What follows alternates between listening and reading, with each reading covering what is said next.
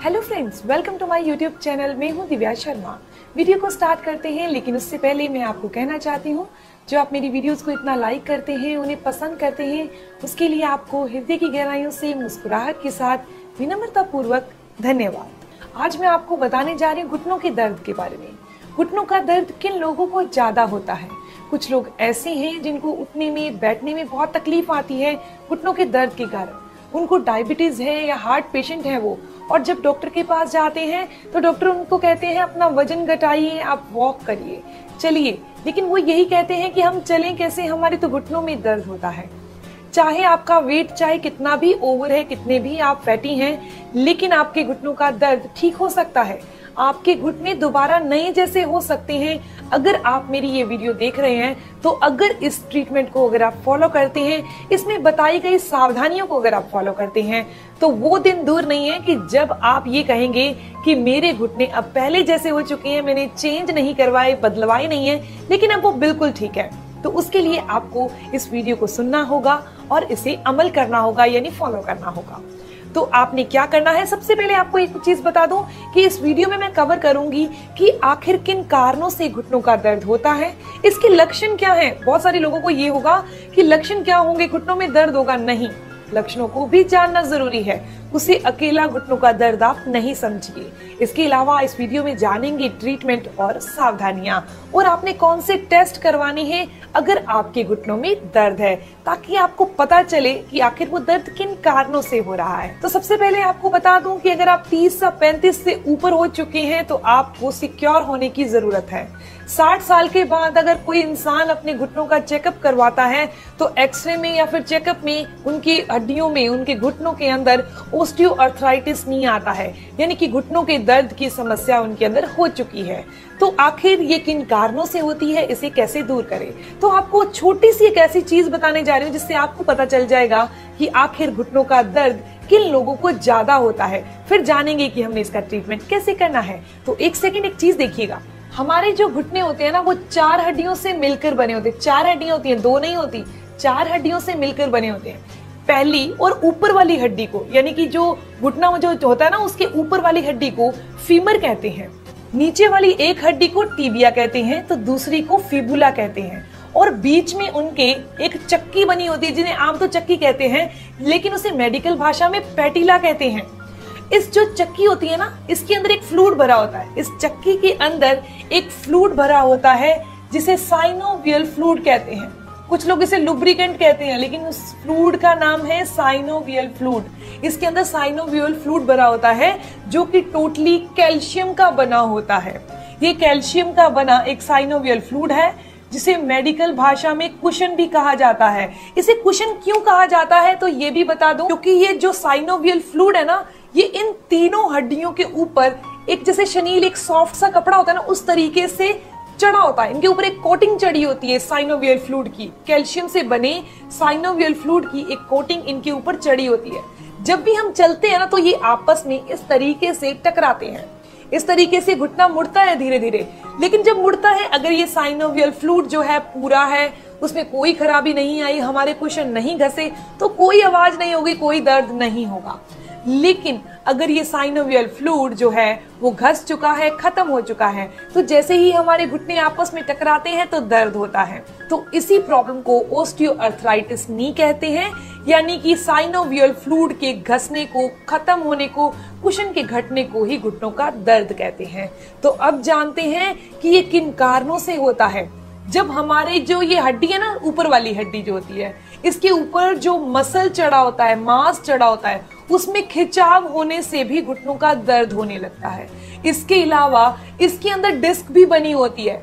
जो ये चक्की है ना, पैटिला है, इसके अंदर एक डिस्क बनी होती है। अगर वो डिस्क अपनी जगह से खिसक जाती है, हिल जाती है, बाहर की ओर हो जाती है, तब भी घुटनों के अंदर दर्द होने लगता है। इसके अलावा अगर हमारी हड्डियों में टेंडिनाइटिस आ चुका है, यानी घुटने धीरे धीरे मुड़ने शुरू हो गए हैं, तब भी दर्द होने लगता है। कुछ लोगों को घुटनों में दर्द गाउट की समस्या के कारण होता है। कुछ लोगों को घुटनों में दर्द रूमेटाइड अर्थराइटिस की प्रॉब्लम के कारण होता है, तो कुछ लोगों को घुटनों में दर्द किसी फ्रैक्चर के कारण होता है।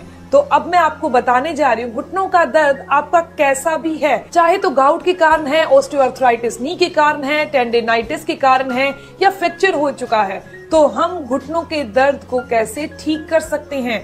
अगर आप सावधानियों को फॉलो करें, ट्रीटमेंट को फॉलो करें, तो 100% आपको घुटने बदलवाने नहीं पड़ेंगे। वीडियो में आगे चलते हैं, लेकिन आपको मैं कहना चाहती हूँ कि अगर आपको ये वीडियो अच्छी लग रही है तो आप इसे लाइक जरूर करिएगा, क्योंकि आपके लाइक से मेरा मोटिवेशन अप होता है। तो चलते हैं वीडियो में आगे। तो अब मैं आपको बताने जा रही हूँ घुटनों के दर्द के लक्षण क्या हैं। आपको ये बात मजाक लगेगी, लेकिन आपको बताऊंगी तो आपको असलियत भी लगेगी। अगर आपके घुटनों का दर्द रात को सोते टाइम ज्यादा होता है तो ऑस्टियोआर्थराइटिस नी है, यानी आपके जो ये कुशन है ये घस चुका है।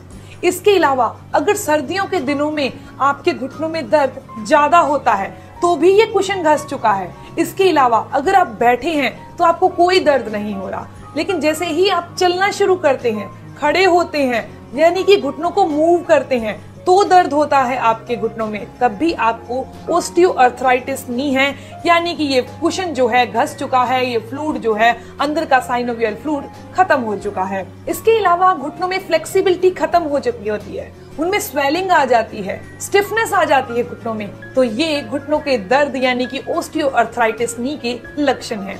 तो अब मैं आपको बताने जा रही हूँ कि इसका ट्रीटमेंट आपने कैसे करना है। सबसे पहली चीज साइनोवियल फ्लूइड, यानी जिसे कुछ लोग ग्रीस कहते हैं, तो कुछ लोग इसे लुब्रिकेंट कहते हैं, कुछ लोग इसे कुशन कहते हैं, तो इसको दोबारा पैदा करना होगा ताकि हमें घुटने बदलवाने की नौबत नहीं आए। इसे पैदा करने के लिए और वापस अपने घुटनों को नया जैसा बनाने के लिए दो चीजें आपकी बॉडी में होनी बहुत जरूरी है। अगर इन दो चीजों की कमी है तो कभी भी घुटने सही नहीं हो सकते। इसके अलावा सावधानियां जरूर जान लीजिए, क्योंकि ट्रीटमेंट तब तक असर नहीं करेगा जब तक आप लापरवाही करते रहेंगे।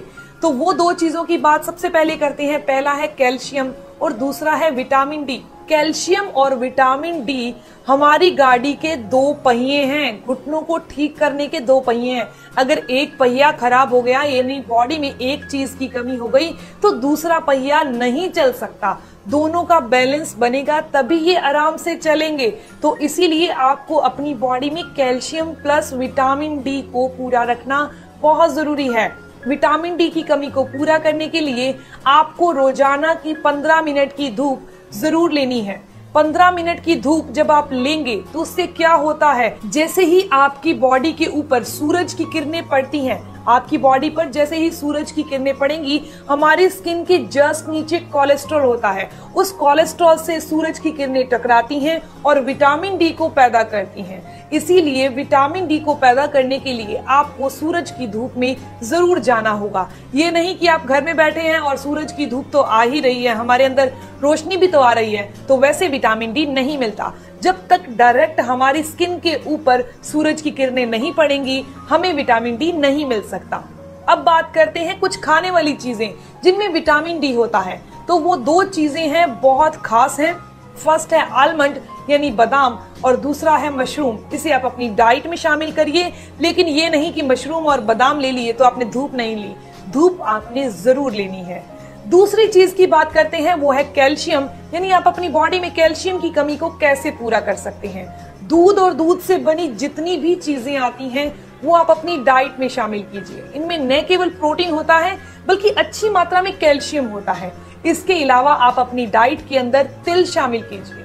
सफेद कलर के जो तिल आते हैं, गर्मियां चल रही हैं, रात को आप सिर्फ 1 चम्मच तिल पानी में भिगो दीजिए और सुबह उन तिलों को पेस्ट बनाकर दूध में मिक्स करके पी लीजिए, या फिर ऐसे ही उन्हें चबाकर खा लीजिए और ऊपर से दूध पी लीजिए। ऐसा करने से कैल्शियम की कमी बॉडी में पूरी हो जाएगी। इसके अलावा आप रागी का सेवन भी कर सकते हैं। रागी में भी बहुत अच्छी मात्रा में कैल्शियम होता है। गुड़ और चने यानी भुने हुए चने और गुड़ का सेवन अगर आप एक साथ शाम के टाइम 4 से 5 बजे के बीच में करते हैं तो कैल्शियम की कमी और आयरन की कमी बॉडी में कभी नहीं हो सकती। अब बात की मैंने आपको ट्रीटमेंट की, मैं आपको कोई दवाई नहीं बता रही इस वीडियो में। ट्रीटमेंट के लिए कुछ ऐसे ही तरीकों को फॉलो करना होगा जिसके द्वारा आपकी बॉडी के अंदर कैल्शियम प्लस विटामिन डी की कमी पूरी हो सके, ताकि जो ये फ्लूइड है साइनोवियल फ्लूइड ये दोबारा बन जाए। जब आपके घुटने मुड़े तो आपको दर्द नहीं हो, यानी ऑस्टियोआर्थराइटिस की प्रॉब्लम दूर हो जाए। तो अब बात करते हैं कुछ सावधानियों की जो बहुत जरूरी है। सबसे पहली चीज, जो लोग भी एक्सरसाइज नहीं करेंगे, वॉक नहीं करेंगे, वर्कआउट नहीं करेंगे, उनकी बॉडी जाम हो जाएगी। जैसे कोई लोहे की चीज होती है वो पड़ी रहती है तो उसमें जंग लग जाती है, उसी हिसाब से अगर हम अपनी बॉडी से मूवमेंट नहीं करवाएंगे तो उनके बीच के जो कार्टिलेज हैं यानी कुशन है, ये फ्लूइड है, खत्म हो जाएगा और घुटनों का दर्द आ जाएगा। इसके अलावा अपने वेट को कम कीजिए, क्योंकि हम जब चलते हैं तो हमारा सारा भार हमारे पैरों पर नहीं बल्कि हमारे घुटनों पर होता है, जो कि बहुत फ्लेक्सिबल हैं। हर फ्लेक्सिबल चीज का टूटने का और खराब होने का खतरा ज्यादा होता है, इसीलिए अपने वेट को कम कीजिए ताकि घुटनों के ऊपर भी भार कम पड़े। जैसे हम बहुत ज्यादा हैवी खाते हैं, बहुत हार्ड चीजें खाते हैं और पानी बहुत कम पिए और फाइबर फूड बहुत कम खाएं, तो उसका नतीजा क्या होगा, हमारा लीवर जो है वो डैमेज होता जाएगा, धीरे धीरे उसकी कार्य क्षमता वीक पड़ जाएगी। उसी हिसाब से अगर हम ओवरवेट हैं तो हमारा सारा भार हमारे घुटनों पर बढ़ेगा और घुटने कमजोर पड़ जाएंगे। इसीलिए अपने भार को कम कीजिए और रोजाना एक्सरसाइज जरूर कीजिए। अगर आप पैदल नहीं चल पाते, आपका वेट ज्यादा है, तो आप साइकिलिंग वाली एक्सरसाइज कीजिए। जब आप साइकिलिंग वाली एक्सरसाइज करेंगे मतलब क्या हुआ, आपके पैरों से, आपकी टांगों से मूवमेंट हो रही है। मैं आपको बताने जा रही हूँ एक्सरसाइज कौन सी करनी है, लेकिन आप नेक्स्ट वीडियो यानी कल की वीडियो में पूरी एक्सरसाइज देखना, जो अब मैं आपको करके बताऊंगी कि वो एक्सरसाइज घुटनों के लिए कौन। मैं आपको 7 ऐसी एक्सरसाइज बताऊंगी जो हर एक उम्र का इंसान कर सकता है, चाहे वो बहुत मोटा है चाहे पतला है। अगर आपके घुटनों में दर्द होता है तो उस एक्सरसाइज को दिन में 3 बार करिएगा, आपको रिजल्ट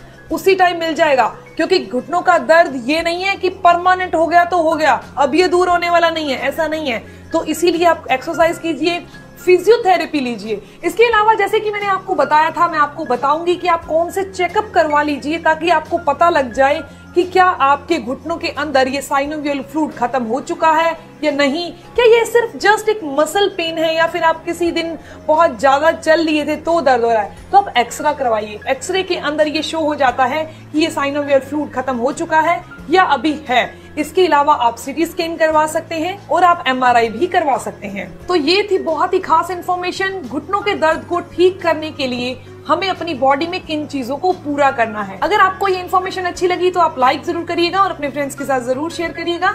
अगर आप कुछ पूछना चाहते हैं तो अपने कमेंट्स के थ्रू जरूर पूछिए, आपके हर एक सवाल का जवाब जरूर दिया जाएगा। मिलते हैं नेक्स्ट वीडियो में, तब तक के लिए stay healthy, always be happy. Thank you for watching my video. Okay, bye.